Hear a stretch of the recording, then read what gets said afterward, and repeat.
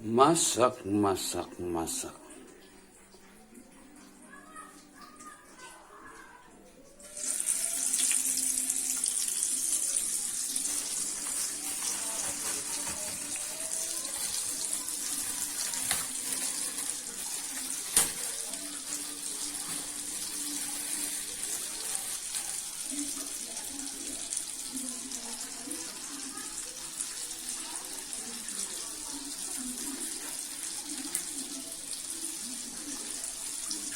Jamur bro.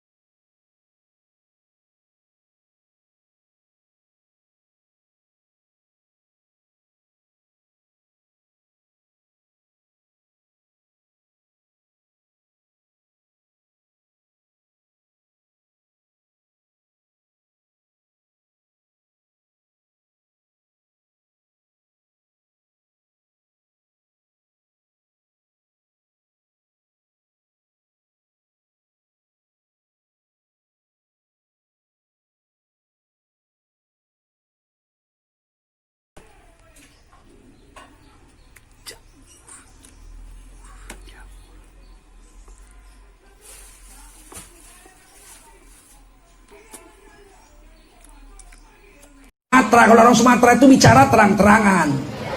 Datang nampak hidung, pulang nampak punggung. Assalamualaikum, balik kanan dia, ya enggak?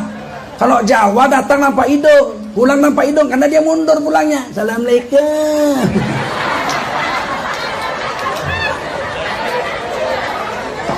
Biarkan kami ustadz-ustadz Sumatera dengan gaya Sumatera, betul? Jangan disuruh kami gaya Solo. Ustadz Solo lain. Kita itu harus begini. Kalau tidak begitu itu berbahaya. Itu biarlah dia dengan gaya Solonya, ya kan? Aku dengan gaya Medanku, tak senang kau, kita selesaikan di luar.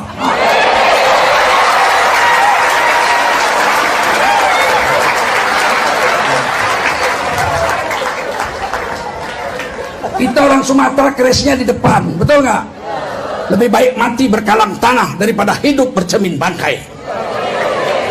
Lebih baik mati berdiri daripada hidup berlutut.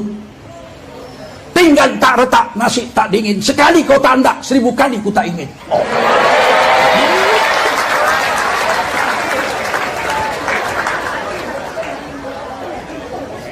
Nggak senang cabut kricis.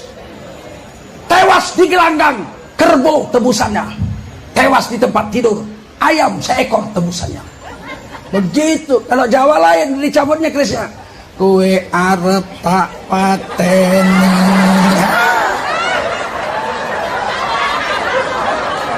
Biarlah dia dengan gaya Jawanya, betul nggak? Biarkan kita dengan gaya Medan kita, betul? Lebih atur-atur, tegujul tengahin kasar, keras, jadilah halus kayak ustadz Jawa. Iya. Kalau ustadz Jawa ceramah di sini, orang sini tidur.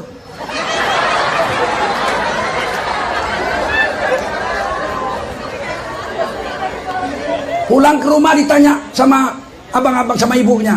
Tadi di sekolah ada apa nak? Pengajian mah, tablik akbar, masya Allah. Ustadznya dari mana? Dari Jawa. Apa isi ceramahnya? Amma ba'du.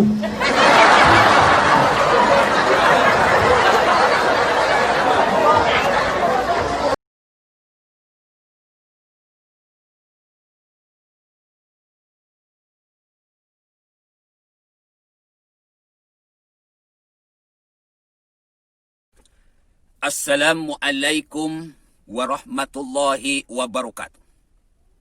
Ibu bapak hadirin pemuda-pemudi sebangsa setanah air, dimanapun kalian berada dari Sabang sampai Merauke, kembali lagi berjumpa dengan Gus AA dalam channel Tanda Tanya Politik Semakin Gila Semakin Asik. Oh iya, Gus AA ini punya 2 channel. Channel yang pertama ya ini, Tanda Tanya Politik. Di channel ini kurang lebih sudah ada ratusan video lah, hampir 600 video.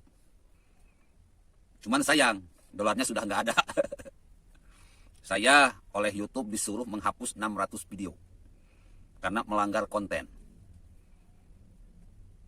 Kalau tidak mau, maka dolar yang dihapus. Akhirnya saya pilih dolar yang dihapus. Makanya jangan aneh kalau saya selalu menampilkan rekening BRI atau BNI. Ya barangkali dari Bapak Ibu yang sering mendengarkan mau jihad harta untuk menutupi kuota, untuk membiayai jihad yang sedang saya lakukan demi Indonesia. Karena nggak mudah untuk menjadi Gus AA. Selain usahanya dihancurkan oleh para kadrun, mata pencaharian Gus AA ini sudah dihancur leburkan oleh para kadrun. Sekarang pun sumber penghasilan YouTube pun mereka hancurkan pula. Tapi alhamdulillah, saya yakin masih banyak Bapak Ibu yang punya hati nurani. Masih banyak Bapak Ibu yang ingin Gus AA ini tetap eksis di dunia permedsosan, menghancurkan orang-orang khilafah. Makanya saya tulis, Bapak Ibu hadirin pemuda-pemudi sekalian, jihad harta. Biar saya, Gus AA yang jihad nyawa dan jihad ilmu. Di YouTube yang kedua, namanya Gus AA. Tapi YouTube ini sebetulnya sudah lama. Tanda Tanya Politik masih baru. Cuman YouTube ini dulunya itu saya pakai untuk mengkritik di dunia pendidikan. Dulunya namanya itu Prof Agus, sekarang diganti menjadi Gus AA. Nah di sini kayaknya dolarnya aktif, tapi belum bisa aktif karena subscribernya masih 200-an. Ayo sekarang subscriber bro, ke channel Gus AA. Cuma baru 5 video lah, belum saya bikin video-video yang banyak. Sekarang ini lebih sering di tanda-tanya politik. Tapi insya Allah ke depan kita akan bikin video-video yang banyak di channel Gus AA. Ibu, bapak, hadirin pemuda-pemudi sebangsa setanah air dimanapun kalian berada. Jadi ulama itu gampang-gampang susah, susah-susah gampang. Disebut gampang, susah juga. Disebut susah, gampang juga. Karena sekarang ini banyak sekali orang-orang yang ingin jadi ulama. Bayangkan Mas Bro, kalau kalian menjadi ulama yang tenar, itu menurut laporan yang saya dengar itu minimal 20 juta itu untuk 1 kali tampil, untuk 1 kali tabligh akbar, untuk 1 kali ceramah. 20 sampai 70 juta lah. Anggap kita ambil 20 juta sekali tabligh akbar. Untuk ustadz yang tenar. 20 juta. Kalau 1 bulan, katakanlah ada 10 tabligh akbar. Bisa dibayarkan penghasilannya 200 juta per bulan. Ya kalau misalkan ustadz biasa-biasa, taruhlah sekali tampil 7 juta gitu ya. 1 bulan tampil 10 kali. Jadi sudah 70 juta. Makanya banyak sekali sekarang ini daripada jadi TNI, daripada jadi polisi, jadi karyawan, jadi PNS, jadi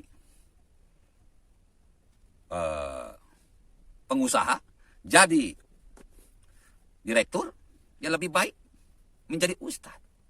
Asal pandai ngomong, pandai ngibul, pandai ngelawak, nyaman, yang dengar, ya udah. Duit ente ngalir bros di rekening. 50 juta per bulan di tangan. Kalau yang tenar hingga ratusan juta di tangan. Makanya jangan aneh kalau orang-orang sekelas Big Nur, Ustadz Tengku Zulkarnain, dan kawan-kawan cepat kaya. Beda dengan Gus AA bro. Sudah 5 tahun yang lalu hingga saat ini malah semakin terpuruk. Karena memang penghasilannya tidak ada. Tidak ada orang yang mau dengar ceramah yang serius. Tidak ada orang yang mau mendengar ceramah yang berisi pendidikan. Kebanyakan orang yang ingin banyak humor, ingin ketawa lepas, apalagi banyak menghujat kepada pemerintah, sudah dipastikan sangat laku seperti Ustadz Tengku Zulkarnain ini. Ibu, bapak, hadirin pemuda-pemudi sebangsa setanah air. Saya ini justru nggak mau jadi ulama ini.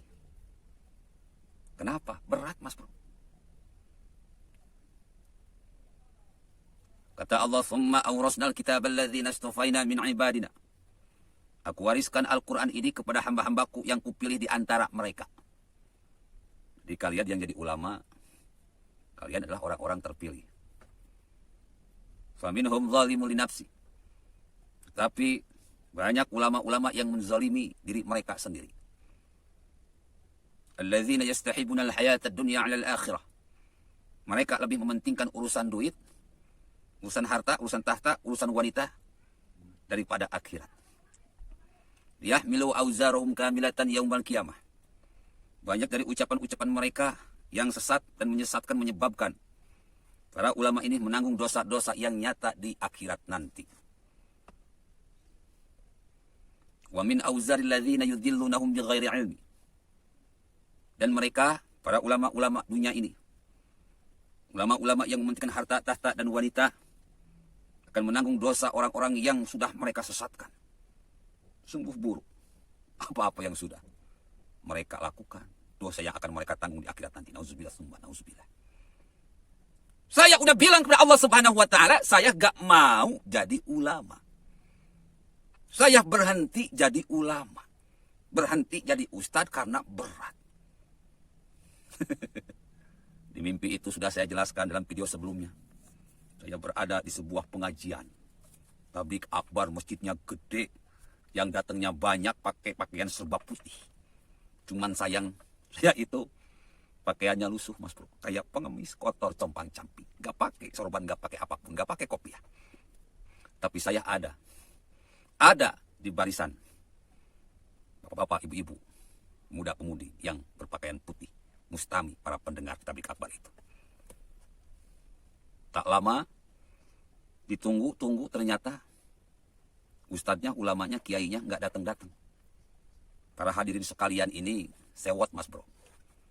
Gundah, bayangkan mas bro.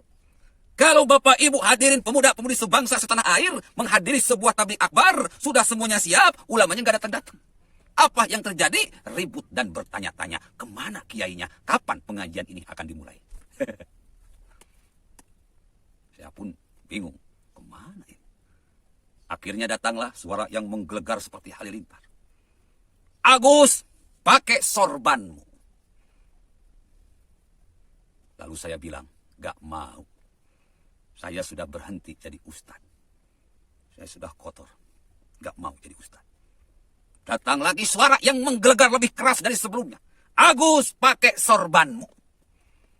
Lalu saya bilang, gak mau. Saya sudah berhenti jadi ustadz. Yang ketiga lagi datang lagi suara yang menggelegar. Agus, pakai sorbanmu. Lalu saya bilang lagi, gak mau. Saya sudah berhenti jadi ustadz. Jadi ustadz itu berat. Lalu malaikat itu bilang lagi, kalau kamu gak mau, Allah laknat dunia dan akhirat. Setelah mendengar itu saya mikir. Kalau sudah dilaknat oleh Allah Subhanahu wa taala, lain urusan. Mulai menimbang. Lalu saya mengatakan, oke, saya akan pakai sorban saya. Tetapi saya nggak tahu di mana sorban saya berada sekarang. Perasaan saya sudah dibuang. Dan saya meminta ilmu.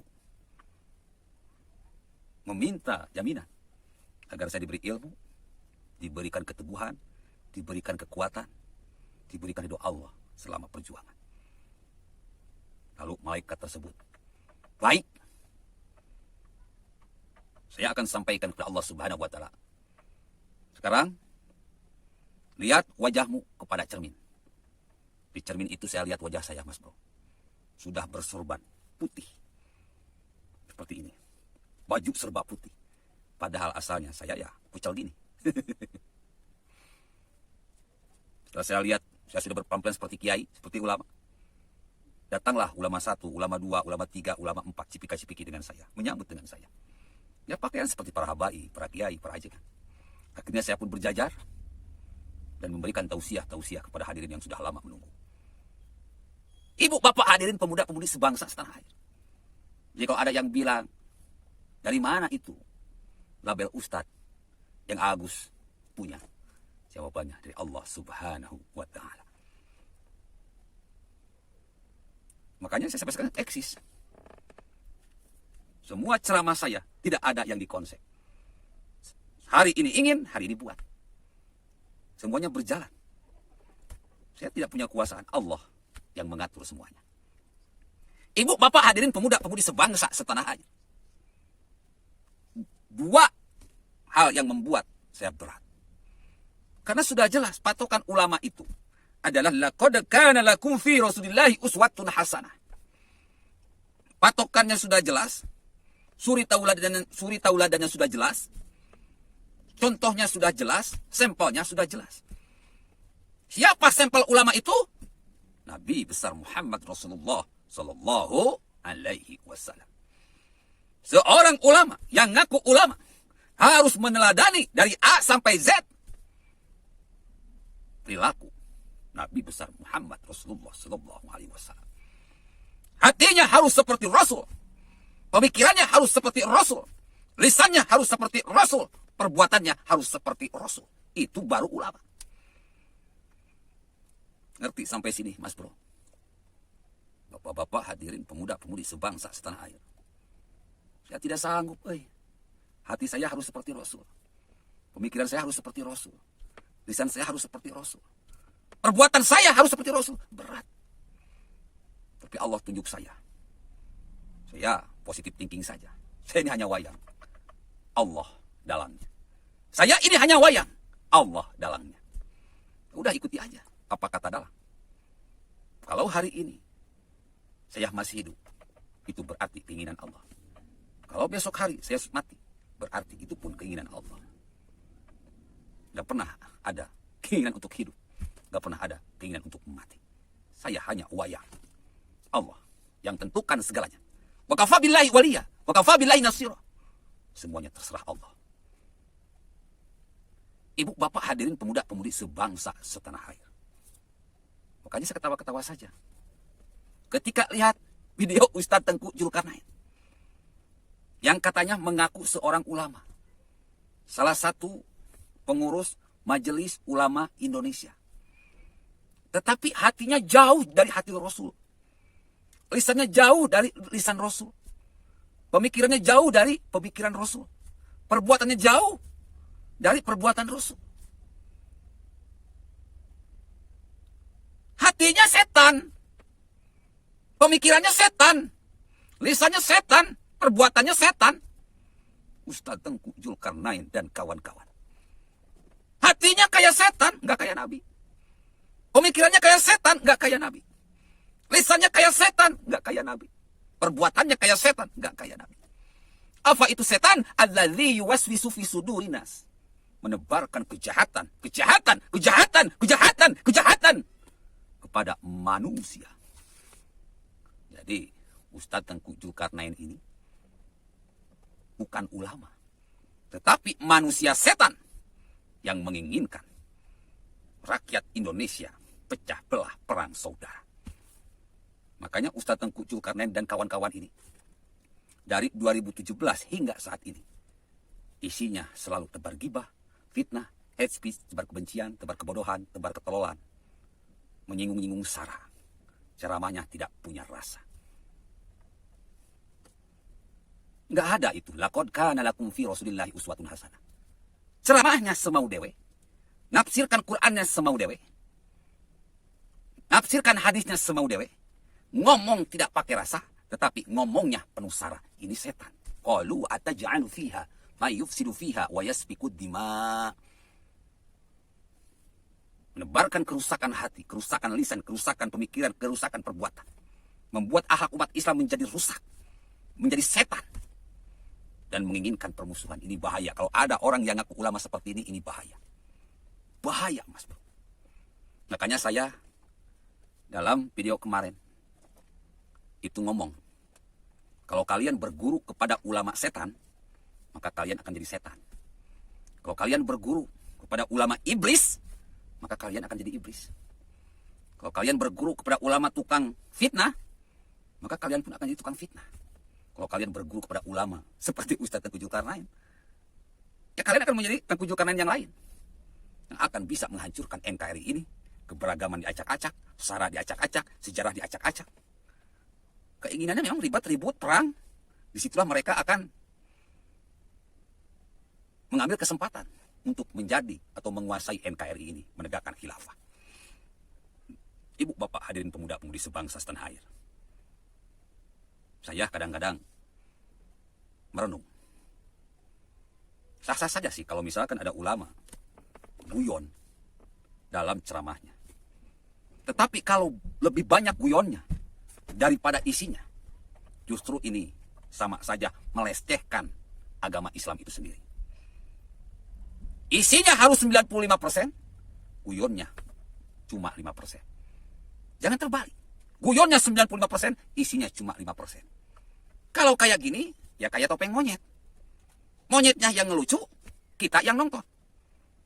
Ustadznya yang ngelucu, kita yang nonton. Monyetnya yang ngelucu, kita yang tertawa. Ustadznya yang ngelucu, kita yang tertawa. Lalu apa bedanya dengan topeng monyet? Ustadz yang ngelucu, kita yang tertawa. Monyetnya yang ngelucu, kita yang tertawa. Padahal sudah jelas adinun nasihat. Agama itu nasihat. Tetapi ustadz-ustadz yang memberi nasihat justru gak laku. Ustadz-ustadz yang memberi nasihat, yang 95% nasihat, 5%-nya guyon, justru gak laku. Coba bayangkan Bapak Ibu hadirin pemuda-pemudi sebangsa setanah air.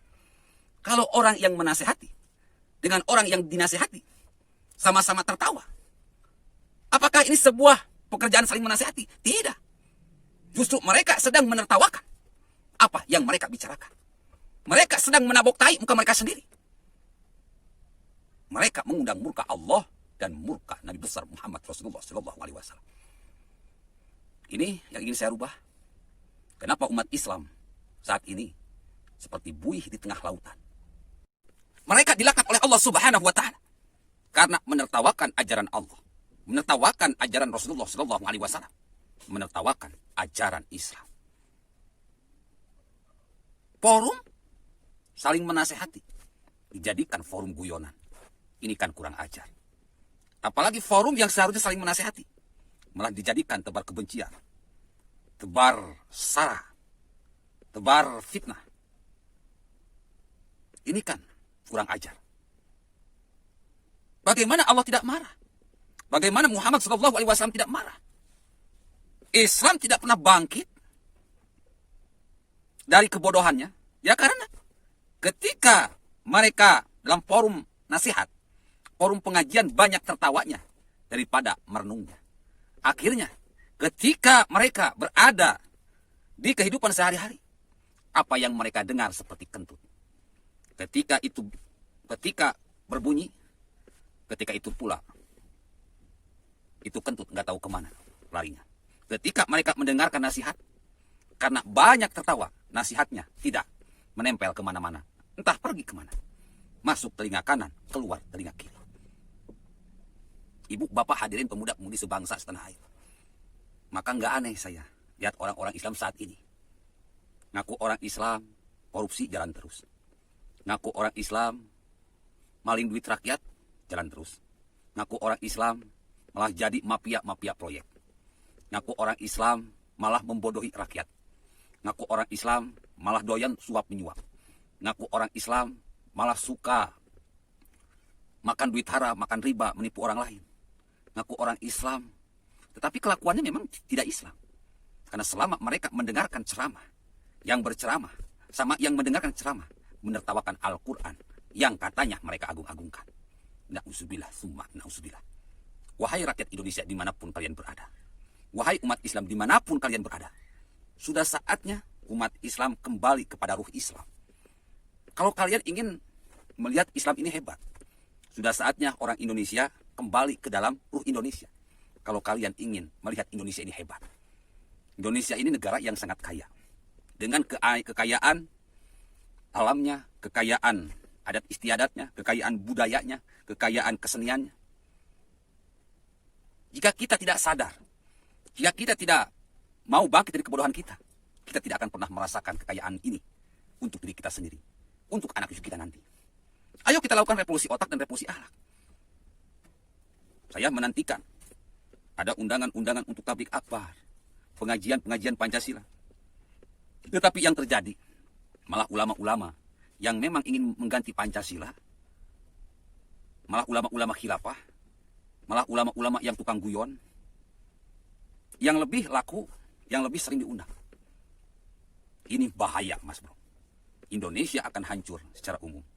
Umat Islam akan hancur secara khusus. Bangkitlah, wahai saudaraku. Bersatulah, wahai saudaraku. Jangan jadi innahu kana zaluman jahula. Kelompok zolim dan bodoh, bodoh dan zolim. Sudah bodoh, zolim, sudah zolim, bodoh. Billahi taufiq wal hidayah. Wassalamualaikum warahmatullahi wabarakatuh.